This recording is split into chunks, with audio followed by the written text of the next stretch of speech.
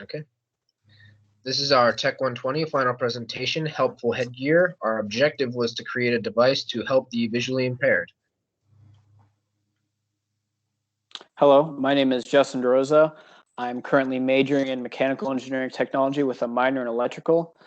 Some of my hobbies are DIY electronic work, which has really been helpful for making all the electronics and putting together this project. Hi, I'm Brandon Mayer. I'm a junior in mechanical engineering technology, and some of the skills that I brought to the team were that I've worked with Inventor for over 6 years, and I also have some workshop experience from my time in Epix. Hello, my name's Stephen Walters. I'm a sophomore majoring in data visualization, and last semester I got some experience with Maya. Hello, my name is Justin Radecki. I have some past experience with leadership from my time in the JROTC. I am a current junior in the MET, and I have a considerable machining and manufacturing background before Purdue. So our problem is that helping the blind to navigate is a worldwide problem that many scientists and engineers are constantly working to fix. Our solution aims to at least provide a helping hand to the blind to assist them in getting around, and in particular, we aim to help the blind in avoiding obstacles at head level that their white canes would not help them detect otherwise. Some of our primary stakeholders would be concerned friends and family, and some personal stakeholders would be DRC representatives, and one personal mother whose name is Holly Brown, whose son is visually impaired. Our POV statement is people with visual impairments need a more affordable way to navigate around head-level obstacles because current solutions are limited and cost prohibitive. Schools sometimes lack funding for more expensive solution, and safe navigation is a basic human right. We did a lot of literary research, particularly online research, and this included finding a lot of existing solutions for helping the blind and weighing the positives and negatives of these different solutions. A few of the solutions were surgeries for certain patients to cure their blindness, particularly patients with bad head trauma, guide dogs, area sensors with stimulators for the user, and basic blindness training and use of a white cane.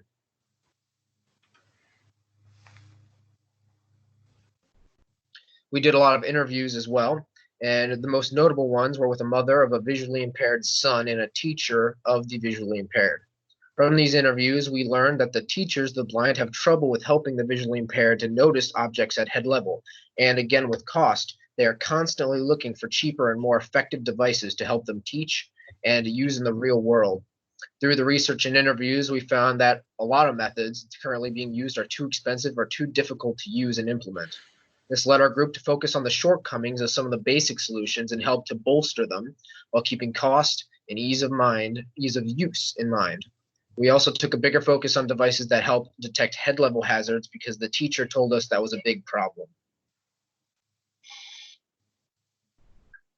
Some of the observations that the team made were we saw a lot of visually impaired people dealing with ground obstacles, which was outside of our new POV.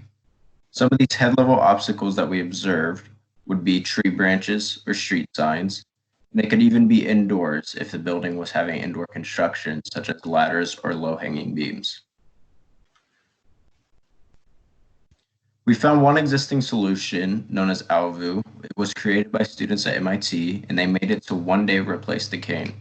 This device allows the visually impaired user to detect either low or high-hanging objects to help inform them of their surroundings.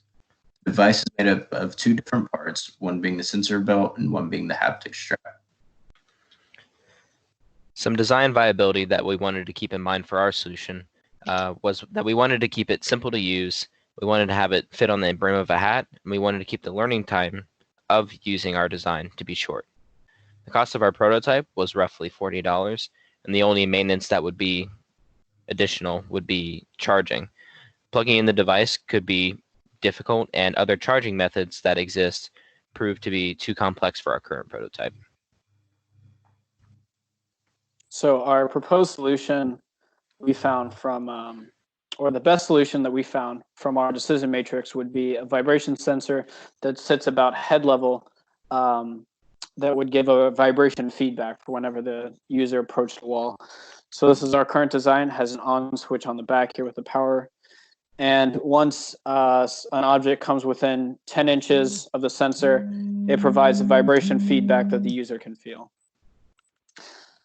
And it is important to note that this does not replace the white cane, as it does not detect objects at ground level. So the enclosure that we came up for our solution has a removable and attachable housing for the device with a curved edge for conforming to the brim of a hat.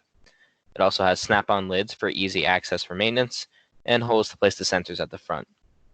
Now the enclosure can be 3D printed, but proper manufacturing would be better both for aesthetic purposes and for it being more structurally sound.